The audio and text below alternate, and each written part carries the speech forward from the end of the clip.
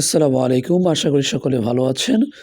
আজকের ভিডিওতে আমি কথা বলবো এনএসআই নিয়োগ ২০২৫ এর মাঠ কোথায় হবে? অর্থাৎ আপনারা কোন মাঠে গিয়ে বা কোথায় গিয়ে আপনারা আপনাদের ফিজিক্যাল টেস্ট এর জন্যে দাঁড়াবেন?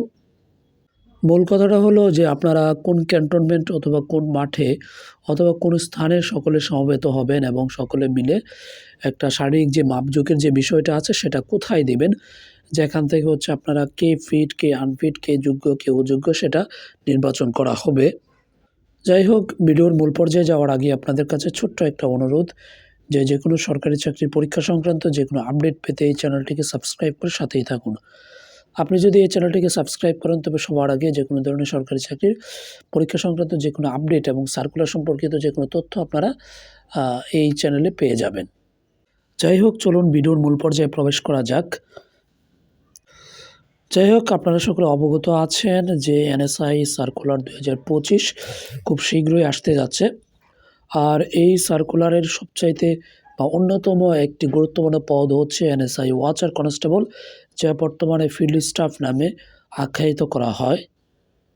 এনএসআই ওয়াচার কনস্টেবল পদটা নিয়ে অনেকেরই আকাঙ্ক্ষা থাকে যে কিভাবে এই পদে নিজেকে যোগ্য প্রমাণের ভিত্তিতে চাকরিটা পাওয়া যায়।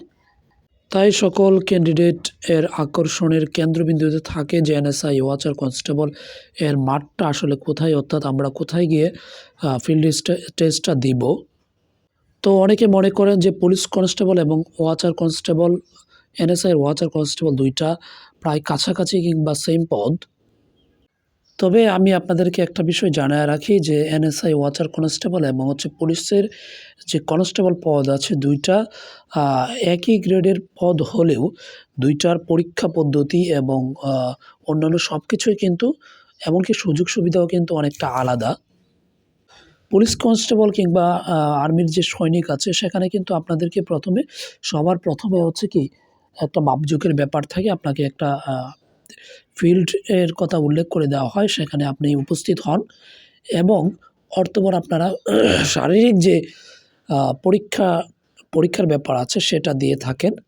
সেখানে আপনাদেরকে প্রথমে মাপজোকের বিষয়টা দেখা হয়। আপনারা যদি ফিট থাকেন তবে পরবর্তীতে পরীক্ষার বিষয় অ্যালাউ করা হয়। আর যদি আনফিট হয়ে থাকেন তবে আগেই বাদ দিয়ে দেওয়া হয়। এক্ষেত্রে এনএসআই ওয়াচার কনস্টেবল কিন্তু সম্পূর্ণ বিপরীত।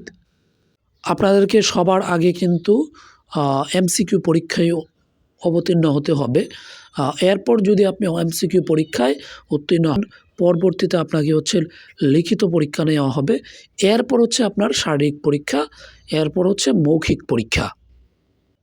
তো আশা করি আপনারা বিষয়টা ক্লিয়ার হয়েছেন, যে বুঝতে পেরেছেন যে এনএসআই ওয়াচার কনস্টেবলে প্রথমে কোনো ধরনের মাঠের বিষয় নেই, অর্থাৎ শারীরিক যে পরীক্ষা নিরীক্ষা এটার কোনো বিষয় নেই।